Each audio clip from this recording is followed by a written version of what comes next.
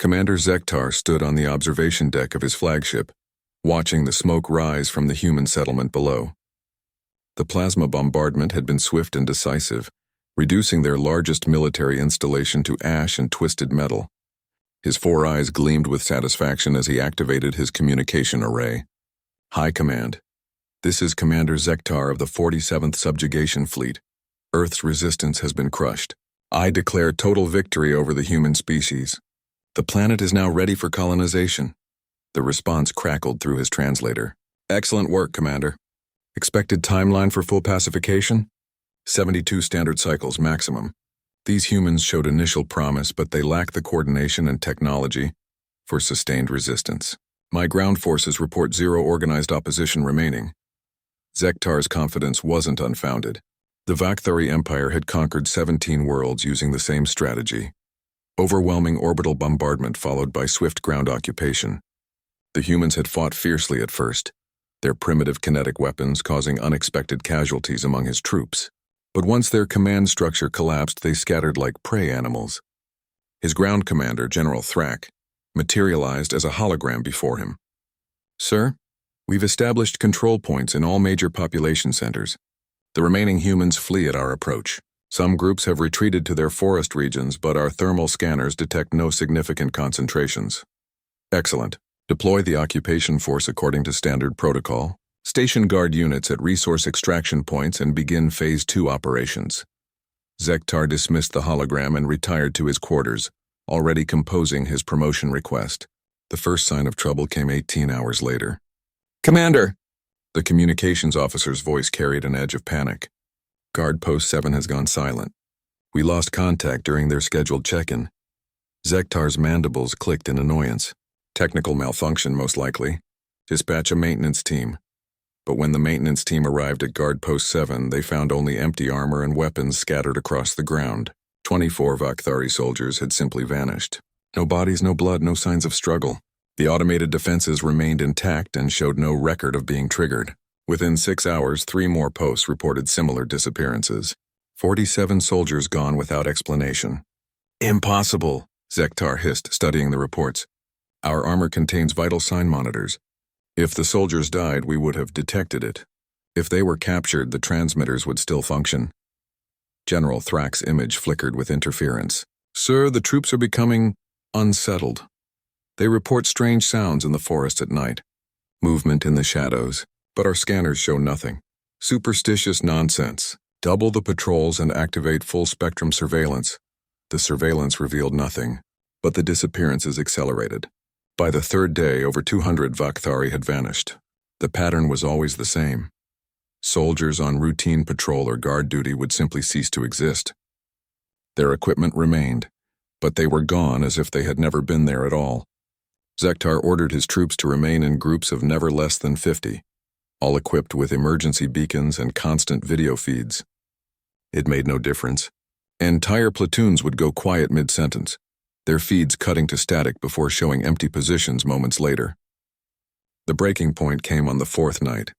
Zektar was reviewing tactical reports when every alert in the fleet began screaming simultaneously. On his screens, he watched in horror as red indicators winked out across the planetary map. Not just a few, dozens, then hundreds. In the span of 30 minutes, over 3,000 soldiers simply ceased to exist. Sir. The communications officer's voice cracked with terror. We're receiving a transmission. It's coming from everywhere at once. The main screen filled with static, then resolved into the face of a human, male, middle-aged, with calm eyes that seemed to look directly at Zektar. Behind him stood others, men, women, even some who appeared to be juveniles. They wore no uniforms, carried primitive weapons, and smiled with predatory satisfaction. Commander Zektar, the human spoke in perfect Vakthari. I'm Colonel Mitchell, formerly of the United Earth Defense Force. Currently, I suppose you'd call me a terrorist. Zektar's claws extended involuntarily. Impossible. You're all dead. We destroyed your military. Your cities burn. Mitchell's smile widened. You destroyed our buildings. You killed our soldiers who fought like you expected soldiers to fight. But you made a critical error in your intelligence gathering, Commander. What error? Zektar snarled.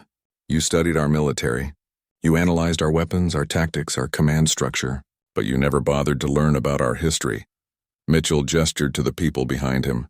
Every human carries the genetic memory of 10,000 years of warfare. We invented guerrilla tactics. We perfected asymmetrical warfare. We are the apex predators of our own world, and we got that way by never fighting fair. The screen split to show dozens of feeds. Vakthari soldiers trapped in collapsing tunnels, others falling into carefully concealed pits, equipment mysteriously malfunctioning at critical moments.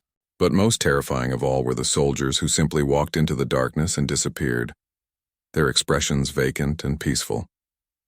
Your troops aren't dead, Commander. Well, most of them aren't. They're asleep, drugged with compounds derived from our native plants, compounds your medical scanners can't detect because they don't recognize them as threats. Zektar's mind reeled. Our armor has air filters designed to stop known toxins. But we've had 6 months to study your technology while you bombarded empty buildings and chased decoy heat signatures. We've learned every weakness. Mitchell leaned closer to the camera. Did you really think a species that survived ice ages, supervolcanic eruptions, and global wars would be defeated by a few orbital bombardments? The communications officer turned to Zektar with wide, terrified eyes. Sir, we're detecting massive movement signatures across the planet. Thousands of heat sources emerging from underground. They're surrounding our remaining positions. On screen, Mitchell consulted a primitive chronometer. You have 2 hours to evacuate your remaining forces and leave our system, Commander. After that, we stop being merciful. Zektar's pride warred with cold reality as he watched his tactical displays. Red zones were expanding like a virus across the planet's surface. His mighty army, the force that had conquered worlds, was being systematically neutralized by primitives with chemical weapons and tunnel networks. You cannot win against our fleet, he roared. Can't we? Mitchell's expression never changed. Tell me, Commander, what do you think we've been doing with all those missing soldiers? The ones who are still breathing? The implication hit Zektar like a plasma bolt. Hostages, thousands of them. Choose wisely, Mitchell said softly. Your empire sent you to conquer Earth.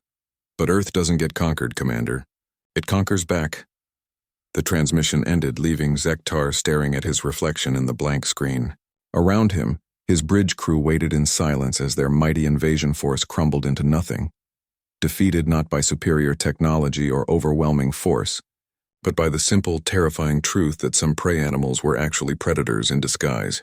Within 6 hours, the Vakthari fleet had retreated beyond the system's edge.